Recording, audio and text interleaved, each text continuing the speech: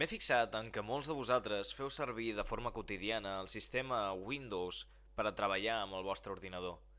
Tanmateix, el sistema Windows presenta grans inconvenients, com l'enorme nombre de virus que existeixen actualment, o diversos errors de funcionament, els quals impedeixen que les màquines segueixin funcionant al camp d'aproximadament 2 anys. El que avui us vull presentar és Linux, una de les seves distribucions, la més famosa, en aquest cas Ubuntu. Ubuntu és un sistema lliure que permet fer gairebé totes les funcions que faries en Windows, però de manera completament gratuïta. Per exemple, si anem a aplicacions, el sistema operatiu porta per defecte diverses opcions o aplicacions, com per exemple el GIMP o el navegador de Firefox, el missatger d'Empathy, que és una imitació de Messenger, una imitació freeware, la qual ens permet posar-nos en contacte no només amb els nostres amics de Messenger, sinó també amb qualsevol altre contacte que tingui una compte de chat, com podria ser Google Talk o Yahoo. També podríem accedir a dintre del PTV, que és un editor també gratuït de vídeo, el qual en diversos aspectes és bastant més potent que Windows pel fet de permetre editar múltiples pistes en comptes d'una única pista, com permet fer Movie Maker. La gran avantatge, ja que hi ha molta gent que diu que Ubuntu és difícil de manipular pel tema de programes, és a dir, existeix poc programa per Linux, l'avantatge d'Ubuntu és que porta una de les opcions dintre d'aplicacions, que és el centre de software. Des d'aquí nosaltres podrem indicar quina aplicació volem cercar. En aquest cas volem cercar un antivirus. Ueps. Llavors, automàticament, el programa ens identificarà tots els antivirus o tota la sèrie de programes que tinguin la paraula antivirus dintre de la seva descripció.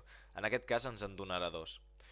Ubuntu, però, no necessita antivirus, ja que molts dels hacks, virus, troianos, cavalls de Troia, cucs d'internet, etc., estan programats per a funcionar íntegrament amb Windows, de manera que la protecció d'Ubuntu és gairebé inexpugnable.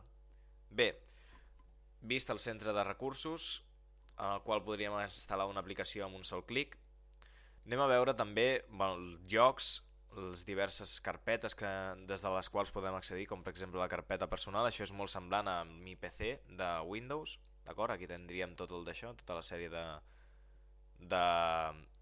de llocs que té el nostre disc dur. Després, des de sistema, podríem accedir com a administrador a cadascuna de les parts de l'ordinador. Aquesta és una de les grans avantatges d'Ubuntu respecte a Windows. Nosaltres som els amos de l'ordenador i podem manipular fins a l'últim detall. De fet, si anéssim a accessoris i accedíssim al terminal i sapiguéssim molt d'informàtica, podríem donar ordres des d'aquí. A veure si funciona.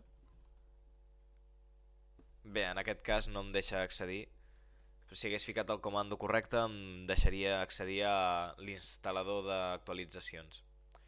Per a que veieu que es poden realitzar un gran nombre d'accions amb Ubuntu, anem a fer una navegació en temps real. Molta gent es queixa de que els sistemes basats en Ubuntu o Linux presenten certs inconvenients, com per exemple que no carguen bé el flash. Anirem a YouTube i carregarem un vídeo en alta definició per a que veieu que això és completament fals.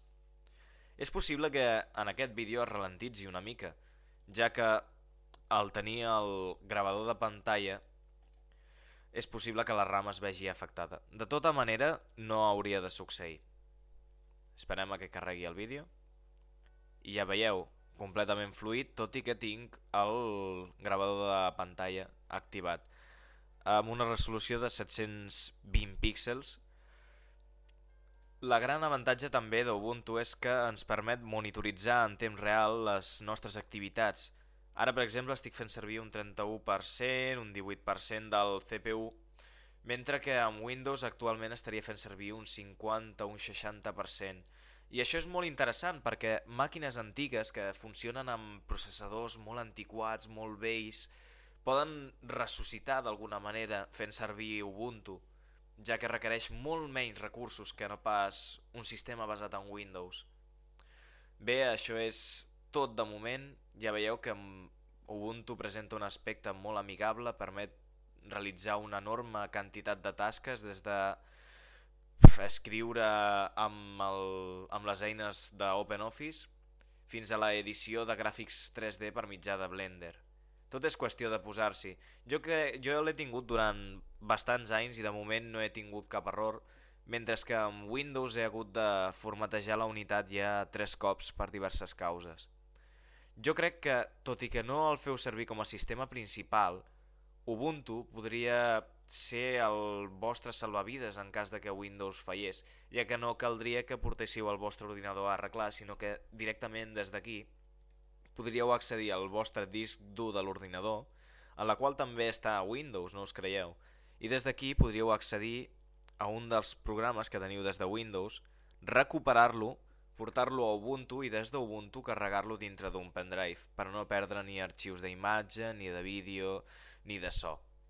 Bé, això és tot per avui. Seguiré pujant vídeos d'Ubuntu per a veure si algú s'anima. I si no és el cas, és el vostre criteri el que decidirà al final si us fiqueu Linux o no.